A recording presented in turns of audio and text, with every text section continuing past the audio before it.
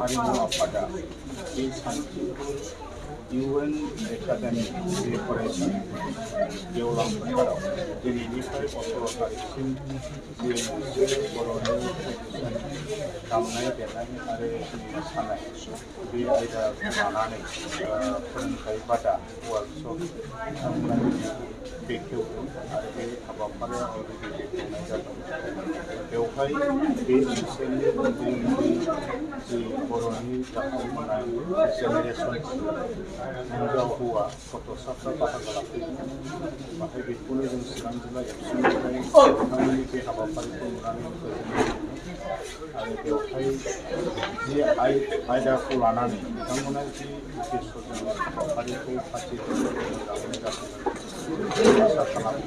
बिथांमोननि बे बादानि गेजेरजों बे मानसिफोर ओनसोलनि जाखांबोनाय जेनेरेसना जे बर'नि जे ट्रेडिसनेल मोसानाय बा दामनाय देनाय बे आयदाफोराव बिथांमोना मोजाङैनो सोलोंनो हागोन आसा खालामदों आरो बेजों लोगोसे जे बर'नि ट्रेडिसनेल जोंनि सिनायथि कालचार बेयो थांनानै थागोन। गिबियाव बर'नि जे मोनसे कालचाराबो जौगासारगोन जों बेखौ आसा खालामो आरो बेहाय दिनैहाय गरम बोथोरनि सम जुलाइ दान बे गरम बोथोराव बिथांमोननि बे हाबाफारिया खोब मोनसे थासारिजों आरो बोथोरजों गोरोबदों। मानोना बेबायदि जायफोर दिनै बाहागो लाफैदों स्कुलाव फरायनाय हिन्जावसा हौवासाफोर बेफोर फरायसाफ्रा मालाबा मा नुयो गरम बोथोर बन्द जाबाय होननानै स्कुल गैयैखाय बे दान मोनसे समखौ बायदिसिना गुबुन गुबुन मुलाम्फा गैयै बा ओंथि गैयै हाबाफारिफ्राव समखौ गारनायखौ जोङो आरो जायबायदि खामानिजों एक्टिभिटिजों इनभल्भ जानानै गाव गावनि जि इयुननि जिउ बा बिथांमोननि केरियार बा स्किल बियो गिरेल जालांनायखौ जों नुनो मोनो। दा बेनिखायनो मोनसे राइट टाइमखौ बिथांमोना सेलेक्ट खालामनानै बे हाबाफारिखौ लानाया मोजां जादों। गथ'फ्रा समखौ माने मिसइउज खालामनो मोननाय नङा। फरायनायनि अनगायैबो कालचारनि बागै सोलोंनायनि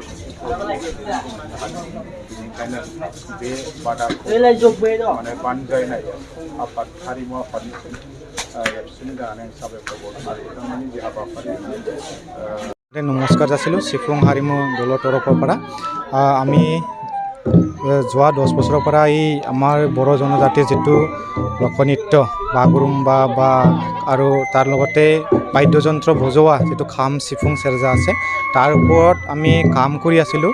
মেইন উদ্দেশ্যটো আমাৰ আছিল সিফুং হাৰিমু আপাৰাৰ আমি নিজে শিকিব লাগে আৰু বেলেগক আমি শিকাব লাগে। তো সেইখন উদ্দেশ্যটো লৈ পেলাই আমি আগুৱাই আছোঁ আৰু এই বছৰো আমি এই জুলাই মাহৰ যেটো গৰম বন্ধ ইয়াতে আমি 10টা ঠাইত আমি ওয়ার্কশপ ৰাখিছোঁ। তাৰ মাজতে আমাৰ 5টা ওয়ার্কশপ অলৰেডি হৈ গ'লে আৰু তাতে আমাৰ আজিৰ দিনত বা 7 তাৰিখ জুলাইৰ পৰা আহা 18 জুলাইলৈকে আমাৰ এই শান্তিপুৰৰ চিৰাং জিলাৰ যে শান্তিপুৰ ইয়াৰ ইউএন একাডেমি আমি ইয়াতে 12 দিনৰ আমি বড়ো ট্ৰেডিশনেলৰ ওপৰত আমি ওয়ার্কশপ ৰাখিছোঁ য'ত আমাক সংগীত নাটক একাডেমি নিউ দিল্লী আৰু ministry of culture government of India তেখেতে আমাক সহায় কৰিছে আৰু লগতে আমাৰ এই অঞ্চলৰ যিমান আমাৰ লোকেল ইণ্টেলেকচুৱেলবিলাক আছে আৰু আমাৰ সমাজৰ যিবিলাক কাম কৰি আছে সমাজৰ লগত মিলি পেলাই আৰু গাৰ্জেনসকল আৰু আমাৰ ইউথসকলে বহুত আগুৱাই আহিছে আৰু বহুত মানে আমাক ৱেলকাম কৰিছে আৰু তেখেতে মানে বহুত ধন্যবাদ যাচিছে। লগতে তেখেতে মানে আমাৰ এই ওয়ার্কশপত বহুত আনন্দিত হৈ পেলাই ভাগ লৈছে।